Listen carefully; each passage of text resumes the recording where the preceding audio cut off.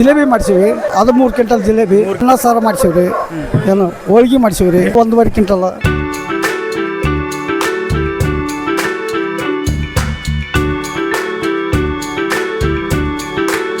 ವರ್ಷ 2.5 ಕೊಬ್ಬರಿಗೆ ವರ್ಷ 3 ಹೋಗತ್ರಿ.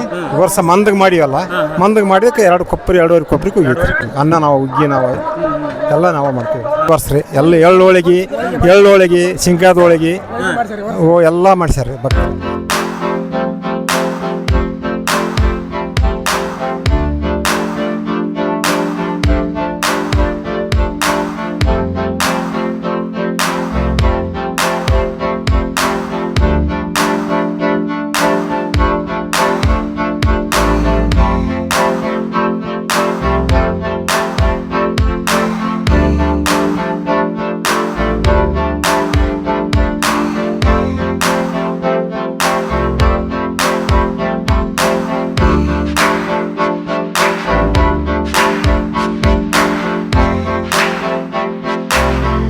ಒಂದು ಸೇವೆ ಮಾಡಿ ಆತ ಕರುಣಿಸುವಂಥ ಎಲ್ಲ ಶಕ್ತಿಗಳನ್ನು ಒಟ್ಟಾಗಿ ನಾವು ಈ ಜಾತ್ರೆಯನ್ನು ಅದ್ದೂರಿಯಾಗಿ ನಡೆಸ್ಕೊಂಡು ಹೋಗ್ತಾ ಇದ್ದೀವಿ.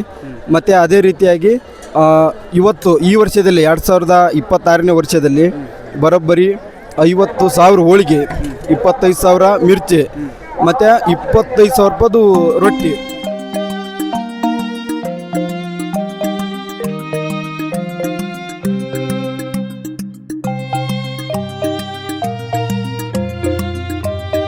ನಮಸ್ಕಾರ ಯವ್ವ.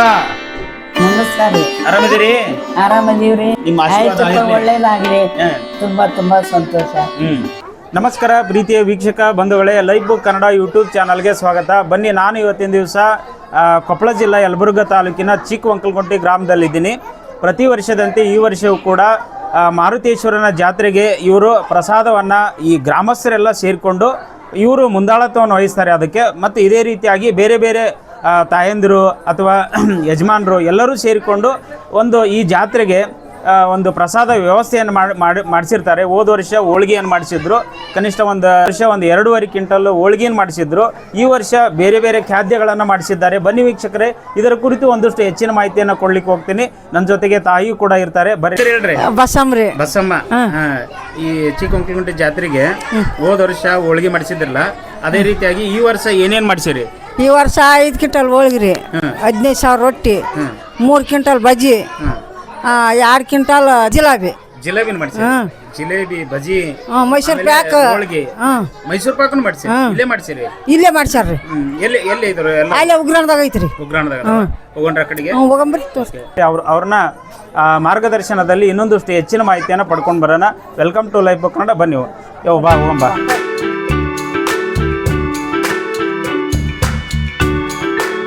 ಸರ್ ನಮಸ್ಕಾರ.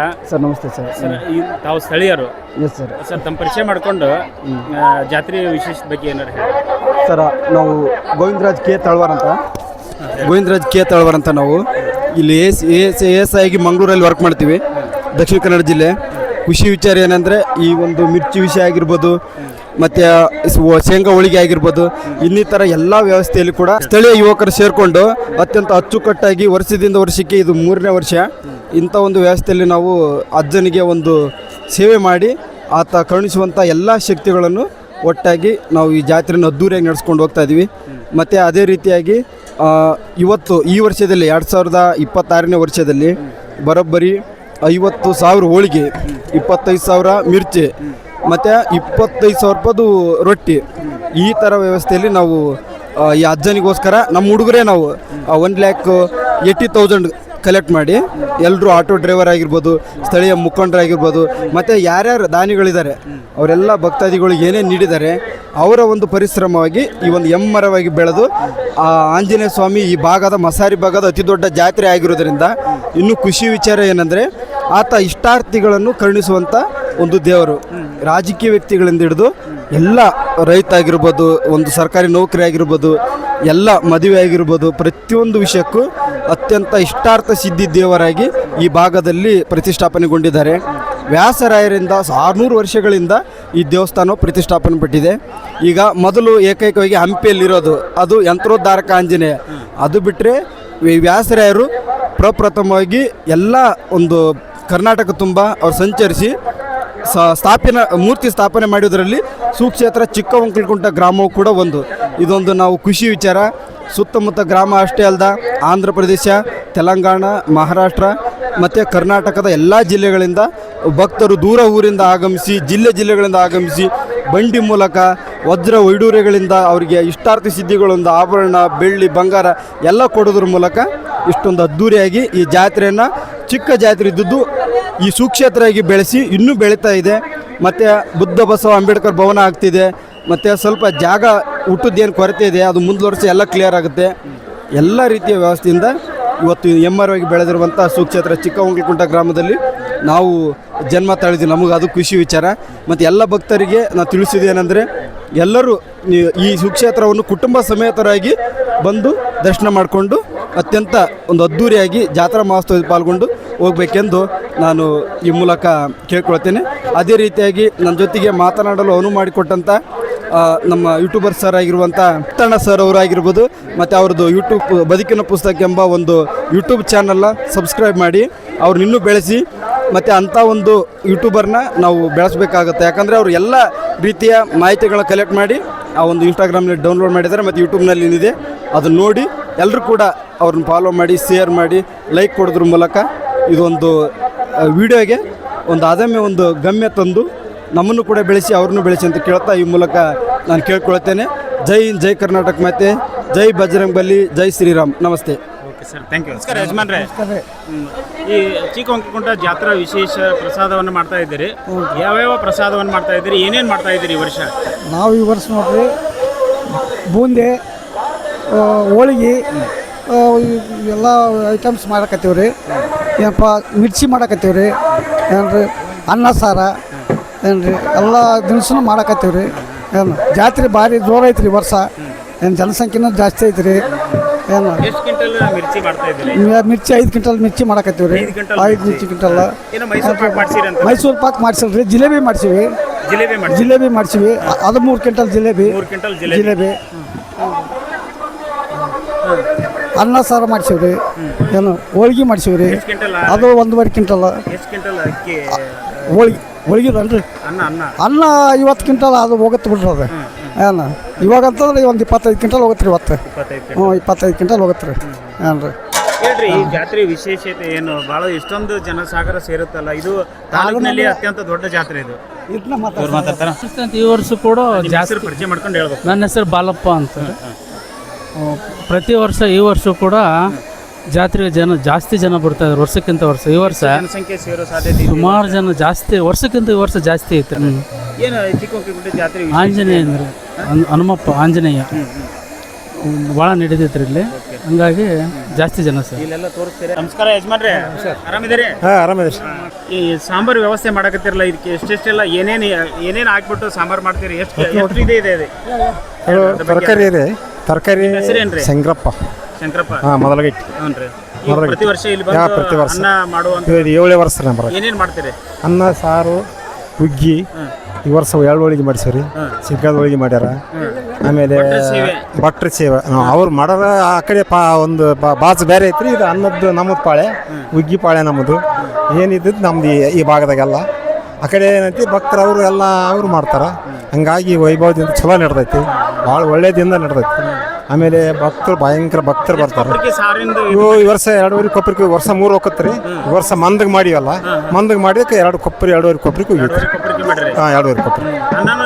ಅನ್ನೇ ನಾವು ಮಾಡ್ತೀವಿ. ಅನ್ನ ನಾವು, ಹುಗ್ಗಿ ನಾವು, ಎಲ್ಲ ನಾವು ಮಾಡ್ತೀವಿ. ಈ ಸರಿ ಏನೋ ರೊಟ್ಟಿ ಕಾಣಿಸ್ತಾ ಇದೆ. ರೊಟ್ಟಿ ಈ ವರ್ಷ ಭಕ್ತರು ಮಾಡಿಸ್ಕೊಟ್ರಿ. ಎಲ್ಲ ಭಕ್ತರು ಮಾಡಿಸ್ಯಾರ. ಪ್ರತಿ ವರ್ಷ ಇಲ್ಲ ಈ ವರ್ಷ ರೀ ಎಲ್ಲ ಎಳ್ಳು ಹೋಳಿಗೆ, ಶಂಕರದ ಹೋಳಿಗೆ ಎಲ್ಲ ಮಾಡಿಸ್ಯಾರ ಭಕ್ತರು. ಎಲ್ಲ ವೈಭವ. ಅದು ಒಂದು 10,000 15,000 ಇರ್ಬೇಕ್ರಿ ಐತಿ ರೊಟ್ಟಿ. ಹಾಂ, 15,000. ಊರನಾಳ ಮಾರಿ ಒಂಕಲಕುಂಟಿ ಭಕ್ತರ ಮಾಡಿದ್ದೆ. ಚಿಕ್ಕವಂಕಲಕುಂಟಿ ಭಕ್ತರ ಹೋಳಿಗೆ ಮಾಡ್ಯಾರ, ಎಳ್ಳು ಹೋಳಿಗೆ ಮಾಡ್ಯಾರ. ಎಲ್ಲ ವೈಭವದಿಂದ ನಡತ್ರಿ. ನಮಸ್ಕಾರ ಸರ,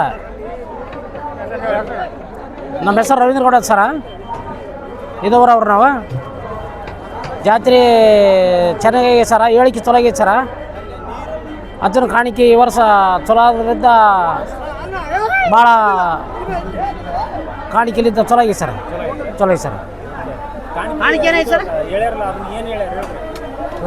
ಕುರುಬುರು ನೀಲ ಹೊಸರು ಸೀರೆ ಹುಟ್ಟಾಳ ಮುತ್ತಿನ ದಂಡಿ ಹಾಕ್ಯಾಳಂತಾರ ಸರ್.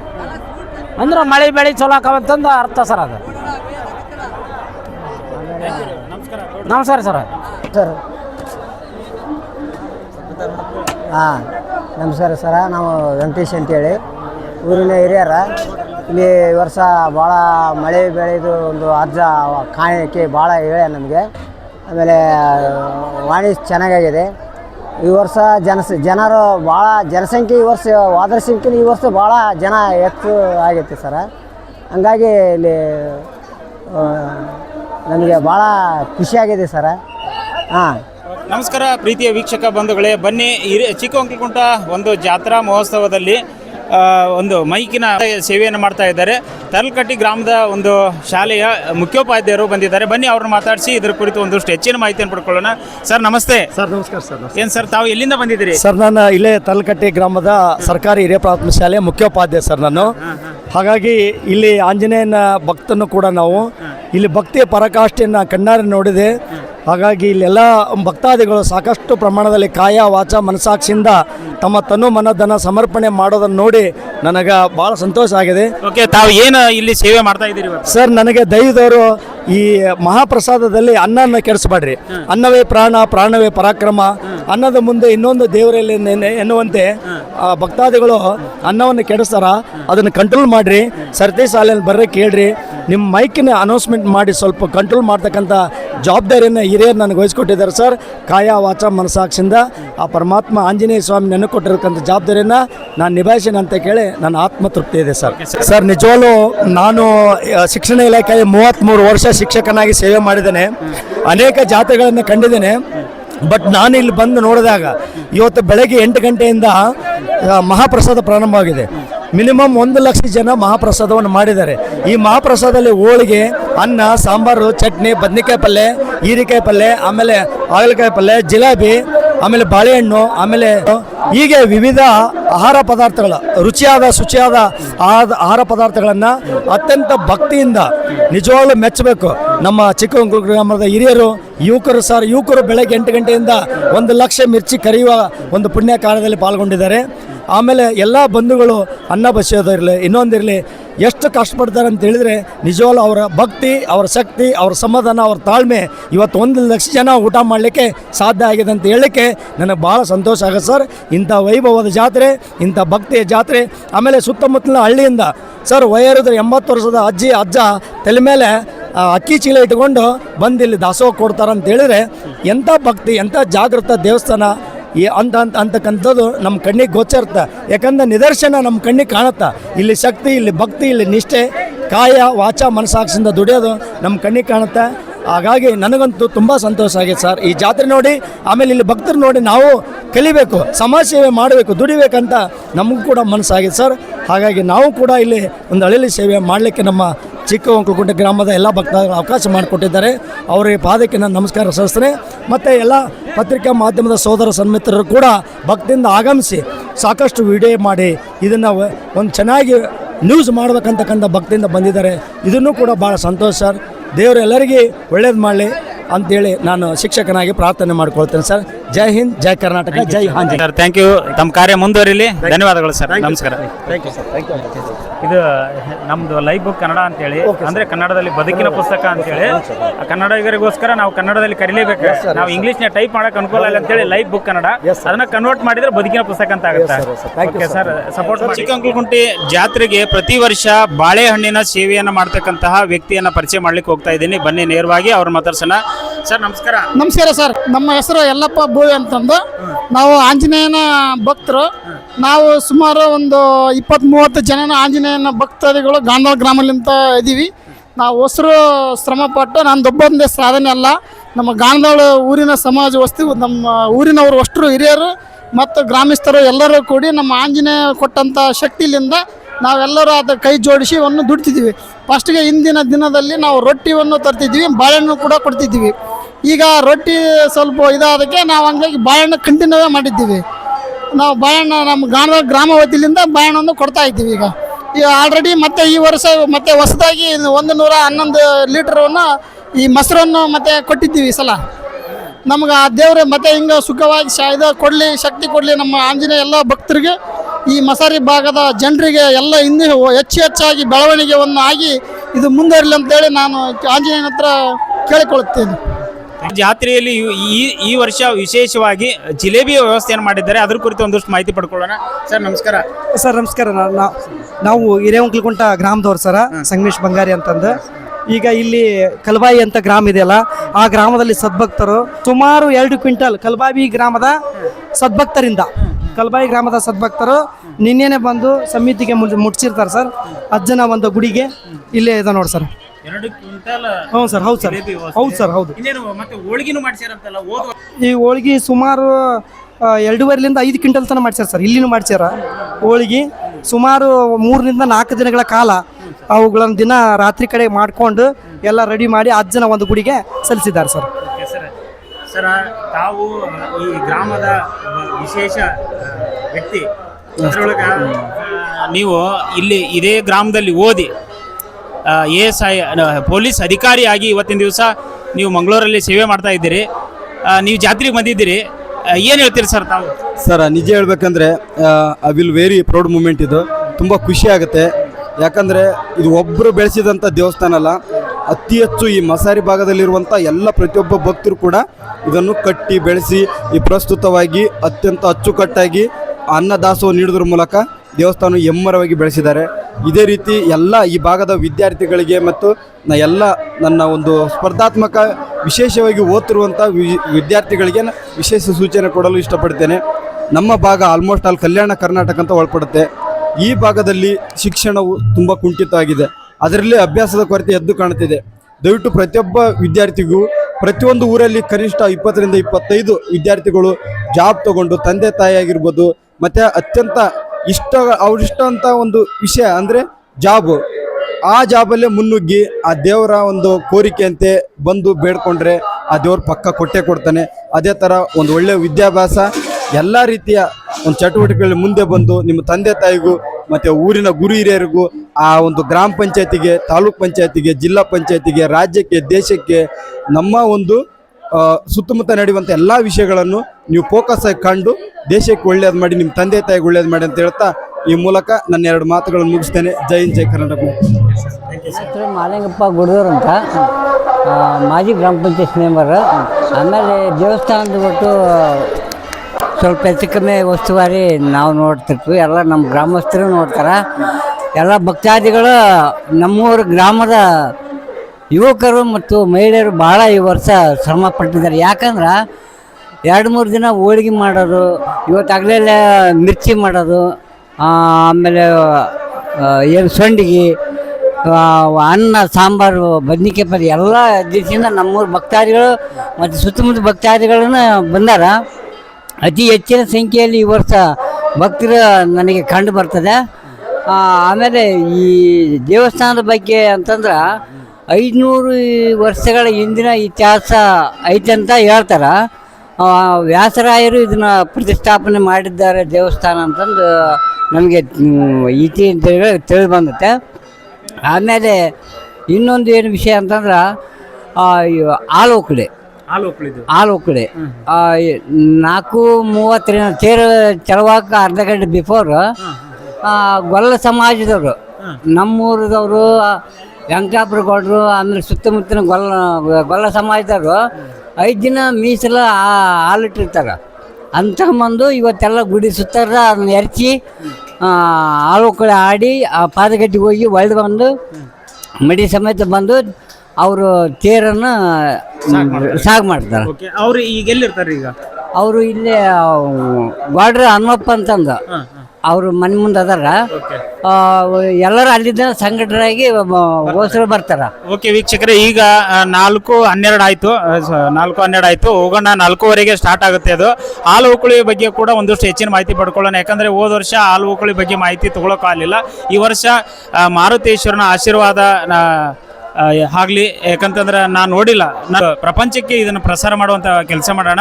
ಈ ಹೋಗೋಣ ಬನ್ನಿ ವೀಕ್ಷಕರು, ನೇರವಾಗಿ ಹಾಲೋಕಳಿ ಕಡೆ. ಜಾತ್ರೆ ವಿಶೇಷ ಕೂಡ ಹಾಲೋಕಳಿ ಇಟ್ಸೆ ಮೆರುಗದು ಈ ಜಾತ್ರೆಗೆ ಮೆರುಗು ತಂದು ಕೊಡುತ್ತೆ. ಅಷ್ಟು ಒಂದು ಪವಿತ್ರವಾದಂಥದ್ದು ಅನಾದಿ ಕಾಲದಿಂದ ನಡ್ಕೊಂಡು ಬಂದಿದೆ. ಹಾಗಾಗಿ ಅದನ್ನ ನಿಮ್ಮ ಒಂದು ಯೂಟ್ಯೂಬ್ ಮೂಲಕ ನಾವು ಜನರಿಗೆ ತೋರಿಸೋ ವ್ಯವಸ್ಥೆ ಮಾಡೋಣ. ಓಕೆ ವೀಕ್ಷಕರೇ, ಯಾಕಂದ್ರೆ ಹಾಲು ಓಕಳಿಯನ್ನ ಎದಕ್ಕೆ ಆಡ್ತಾರೆ ಅನ್ನೋದ್ರ ಬಗ್ಗೆ ನಮ್ಗೆ ಗೊತ್ತಿಲ್ಲ. ಅದರ ಕುರಿತು ಒಂದಷ್ಟು ಹೆಚ್ಚಿನ ಮಾಹಿತಿ ಪಡ್ಕೊಳ್ಳೋಣ. ಯಾಕಂದ್ರೆ ಹಾಲು ಓಕಳಿ ಆಡೋದು ಒಂದು ವಿಶೇಷ, ಅದು ಏನೋ ಒಂದು ಸಾಂಪ್ರದಾಯಿಕವಾಗಿ ಮಾಡ್ಕೊಂಡು ಬಂದಾರ. ಅದರದೇ ಆದ ಒಂದು ಕತೆ ಇದೆ. ಅದು ಆಕ್ಚುಲಿ ಒಂದು ಆ ಕಥೆಯನ್ನು ತಿಳ್ಕೊಳ್ಳುವಂಥ ಪ್ರಯತ್ನ ಮಾಡೋಣ. ಯಾಕಂದ್ರೆ ಅದು ಏನೋ ಒಂದು ಕತೆ ಇದೆ. ಗೊಲ್ಲರಿಗೆ ಆಗಿರುವಂಥ ಒಂದು ಸಮಸ್ಯೆನ ಶ್ರೀ ಮಾರುತಿ ಆಂಜನೇಯರವರು ಭಗವಂತ ಅದನ್ನ ಪರಿಹಾರ ಮಾಡಿದ್ರು ಅಂತ ಹೇಳ್ತಾರೆ. ಅದನ್ನ ಹೆಂಗೆ ಪರಿಹಾರ ಮಾಡಿದ್ರು, ಅದು ಯಾಕೆ ಆಡ್ತಾರೆ ಅನ್ನೋದನ್ನ ನೇರವಾಗಿ ಗೊಲ್ಲರು ಮಾತಾಡಿಸಿ ಹೆಚ್ಚಿನ ಮಾಹಿತಿ ಪಡ್ಕೊಳ್ಳೋಣ. ವೀಕ್ಷಕರೇ ಬನ್ನಿ ನೇರವಾಗಿ ಅಲ್ಲಿಗೆ ಹೋಗೋಣ. ದಿವಸ ನಾವು ಹಾಲು ಹಿಂಡಿ ಮೀಸಲು ಹಾಕಿ ನಾವು ಇವತ್ತಿನ ದಿನದಲ್ಲಿ ಹಾಲು ಒಕ್ಕಳೆ ಆಡ್ತೀವಿ. ಏನೋಪಜ್ಜಿಗೆ ಹಾಲು ಒಕ್ಕಳೆ ಆಡಿದ್ರೆ ನಮಗೆಲ್ಲ ನಮ್ಮ ಕುಲ ಬಾಂಧವರಿಗೆ ನಮಗೆಲ್ಲ ನಮ್ಮ ಸಮಾಜಕ್ಕೆ ಹಾಲನ್ನ ಸಂಗ್ರಹ ಮಾಡಿಟ್ಟಿರ್ತೀವಿ. 5 ದಿವಸ ಸಂಗ್ರಹ ಮಾಡಿರ್ತೀವಿ. 5 ದಿವಸ ಹಾಲು ಓಕಳಿ ಆಡೋದು ಯಾರು? ಏನ್ ಪುರುಷರಷ್ಟು ಆಡ್ತಾರ, ಮಹಿಳೆಯರನ್ನ ಆಡ್ತಾರೆ? ನಮ್ಮ ಮಂದಿ ಅಷ್ಟ ಆಡ್ತಾರ, ಹೆಣ್ಮಕ್ಳು ಆಡ್ತಾರೆ. ಹೆಣ್ಮಕ್ಳು ಆಡ್ತಾರೆ. ಹೆಣ್ಮಕ್ಳು ಗಣ್ಮಕ್ಳು ಕೂಡಿ ಆಡ್ತಾರ. ಈ ಹಾಲು ಓಕಳಿ ಆಡುವಾಗ ಏನೋ ಎಲ್ಲ ಜನರಿಗೆ ಹಿಂಗ್ ಬೀಳುತ್ತಲ್ಲ, ಅದ್ರ ವಿಶೇಷತೆ ಏನು?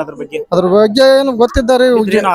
ಆರೋಗ್ಯ ಒಳ್ಳೇದ್ ಒಟ್ಟ ಅದು ಏನು ಕುಂದು ಕೊರ್ತಿಗಳು ಅದ್ ಅಜ್ಜ ಒಳ್ಳೇದ್ ಮಾಡ್ತಾನೆ. ಆಗಲೇ ಅಜ್ಜ ಮತ್ತೆ ಅಂತ ತಲೆಲಿದ್ದಾಗ ಆಡ್ಯಾರಿ ಅದು ನಮ್ಗೆ ಗೊತ್ತೇ ಇಲ್ಲ. ಮತ್ತೆ ಅವ್ರಿಗೆ ಹಿರಿಯರಿಗೆ ಗೊತ್ತ್ರಿ ಅದು. ಹಿರಿಯರಿಗೆ ಗೊತ್ತ. ಅವ್ರು ಕಲಿಸ್ಕೊಟ್ಟ ಸಾಂಪ್ರದಾಯಿಕವನ್ನ ಮುಂದುವರ್ಸ್ಕೊಂಡ್ ಹೊಂಟಿರಿ. ಮುಂದುವರ್ಸ್ಕೊಂಡ್ ಹೊಂಟಿರಿ. ಹಾಲು ಆಡೋದ್ರಿ ಅದು.